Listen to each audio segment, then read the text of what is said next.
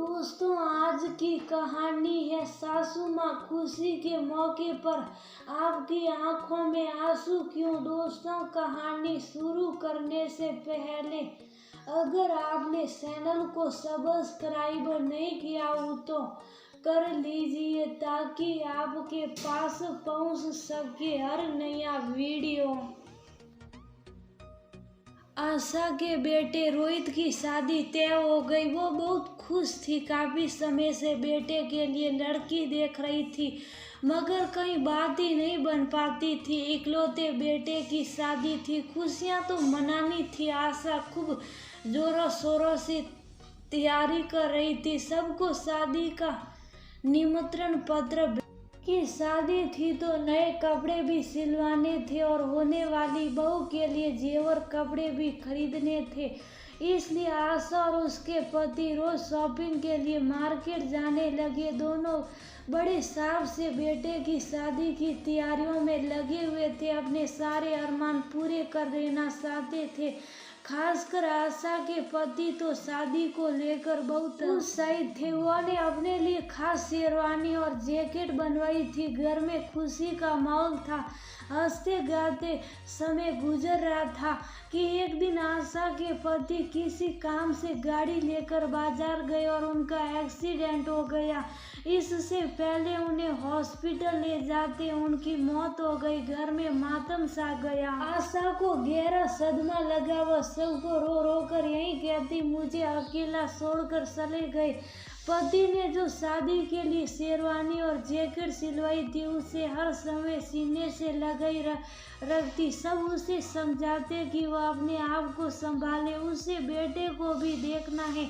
रोहित बेचारा तो अंदर से टूट गया। एक तरफ पिता का साया सर से उठ गया, दूसरी तरफ माँ की ऐसी हालत। उसे तो समझ ही नहीं आ रहा था कि वो क्या करे। रोहित की शादी फिलहाल पोस्टपोन कर दी गई। उसके ससुराल वाले इस दुख में उसके साथ खड़े थे और उन्होंने ये भी कह दिया था कि उन्हें शादी की कोई जल्दी नहीं है, वो इंतजार करेंगे। पर आशा ये रिश्ता तोड़ना चाहती थी क्योंकि उसे लगता था कि होने वाली बहू उनके लिए शुभ नहीं है। उसकी वजह से ही उसके पति की मौत हो गई। सभी रिश्तेदार आशा को यही समझाते कि इसमें उस बेचारी लड़की का क्या कसूर, जिसे जब जाना होता है वह तभी जाता है। और ऐसे रिश्ता तोड़ेंगे तो लड़की वालों को कितना बुरा लगेगा। आशा के ऊपर किसी के भी समझाने का कोई असर नहीं हो रहा था। वो अपनी जिद पर अड़ी हुई थी। सबने यही तय किया कि जब तक आशा सामान्य नहीं हो जाती उससे शादी की कोई बात नहीं करेगा। धीरे धीरे आशा सामान्य होने लगी। उसने दीदी के विधान के साथ समझौता कर लिया। रोहित की नेहा और उसके घर वालों से बात होती रहती थी। उसने उन्हें समझा दिया था कि वह अभी आशा से शादी के बारे में कोई बात ना करे। रोहित को ऑफिस के काम से कुछ दिनों के लिए विदेश जाना पड़ा। एक दिन आशा का घर में पैर फिसल गया। वह उठ नहीं पा रही थी। ये तो अच्छा था कि उस समय काम वाली घर पर ही थी। उसने आशा को सहारा देकर उठाया और बिस्तर पर लिटा दिया। आशा का पैर सूज गया था और उसे बहुत दर्द हो रहा था। काम वाली को कुछ नहीं समझ आ रहा था कि वो क्या करे। उसे आशा ने बोला कि पड़ोस वाली शर्मा आंटी को बुला कर ले आ। काम वाली शर्मा आंटी को बुला कर ले आई। वह जैसे तैसे अपने गाड़ी में बैठा कर आशा को डॉक्टर के पास ले गई। डॉक्टर ने बताया कि पैर में फ्रैक्चर नहीं हुआ है, मसल्स फुल हो गई हैं, इनको कुछ दिन आराम करना पड़ेगा। डॉक्टर की बात सुनकर आशा ने राहत की सांस ली। डॉक्टर ने पेन किलर वो लगाने के लिए ट्यूब लिख दी और सिकाई करने के लिए बोला। आशा घर आ गई। अब समस्या ये थी कि सारा दिन उसके पास कौन रहे, क्योंकि पड़ोसन भी कब तक रहती। उसके भी बच्चे थे, उनका व पति का सब करना पड़ता था। आशा पड़ोसन की दुविधा समझ रही पर बेचारी क्या करती। बेटी भी नहीं थी जिसे अपने पास बुला लेती। उसकी आंखों में बेबसी के आंसू आ गए। तभी रोहित का फोन आ गया। आशा ने रोते रोते सारी कहानी सुनाई। माँ, ये बताओ इस समय आपके पास कौन है? रोहित परेशान होते हुए बोला, बेटा सुबह से बेसारी पास वाली शर्मा आंटी जी मेरे साथ थी, अभी घर गई है। ये बोलकर कि घर का काम निपटा कर फिर आएगी। घर की चाबी अपने साथ ले गई है। बेचारी कब तक रहेगी मेरे पास? मेरे से सलाह भी नहीं जा रहा, बहुत दर्द हो रहा। आप चिंता मत करो, मैं कुछ इंतजाम करता हूँ, बस थोड़ा सा समय दे दो मुझे, कहकर रोहित ने फोन रख दिया। आशा को पड़ोसन खाना खिलाकर व दवा देकर गई थी।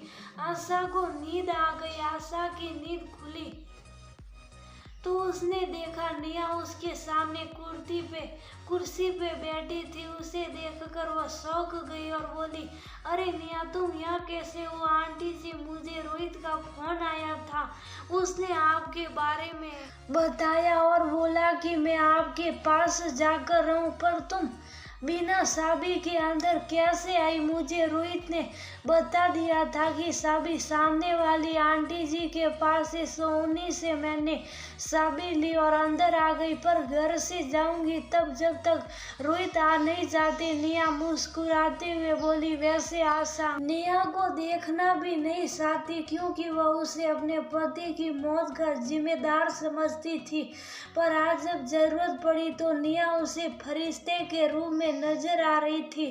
उसने राहत की सांस ली क्योंकि उसे यही चिंता सता रही थी कि उसकी देखभाल कौन करेगा। नेहा ने आशा के दिल से सेवा की और तब तक उसके पास रही जब तक रोहित आ नहीं गया। जो आशा रोहित की शादी नेहा से नहीं कराना चाहती थी, वही अब शादी की जल्दी करने लगी। आखिर वो शुभ दिन आ ही गया। आज रोहित की शादी हो रही थी।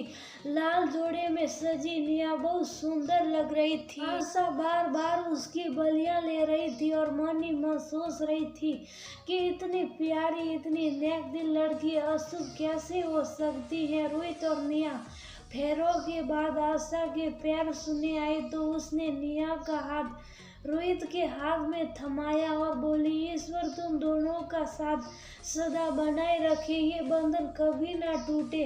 फिर उसने दोनों को गले से लगा लिया। पति को याद कर उसकी आंखें नम हो गई। आह भरते हुए मन में बोली, काश तुम भी आज होते और अपने बच्चों को आशीर्वाद देते। नेहा की पहली रसोई की रस्म थी। उसने सूजी का हलवा बनाया और आशा को बड़े प्यार से खिलाया। आशा ने नेहा को नेक में सोने के कंगन दिए और बोली, बेटा तूने बहुत अच्छा हलवा बनाया है, ईश्वर तुझे सदा खुश रखे। कहते कहते आशा की आंखों में आंसू आ गए। अरे माँ, खुशी के मौके पर आपकी आंखों में आंसू क्यों? क्या मुझसे कोई गलती हो गई? नेहा दुखी होते हुए बोली, बहू गलती तुझसे नहीं मुझसे हुई थी। मैंने तुझे गलत समझा, जबकि गलत तू नहीं, मेरी सोच गलत थी। माँ, मैं आपका मतलब समझी नहीं। नेहा आश्चर्य से बोली, मैं तुझे अपने पति की मौत का जिम्मेदार समझ अशुभ मानने लगी थी। मैं तो ये शादी तोड़ना चाहती थी, पर तेरे प्यार और संस्कारों ने मुझे गलत साबित कर दिया और मैं समझ गई कि कोई इंसान शुभ अशुभ नहीं होता, बस वक्त का सारा खेल होता है। बहू, मैंने तुझे अपने दुखों की वजह समझा, जबकि तू तो मेरी खुशियों की चाबी निकली। नेहा को आशा की बातों का बिल्कुल बुरा नहीं लगा, बल्कि अब वह तो आशा को अपनी माँ से भी ज्यादा प्यार करने लगी थी। आशा को गले लगाते हुए बोली, जो हुआ उसे भूल जाओ माँ, बस आप ऐसे ही अपना आशीर्वाद मुझ पर बनाए रखें।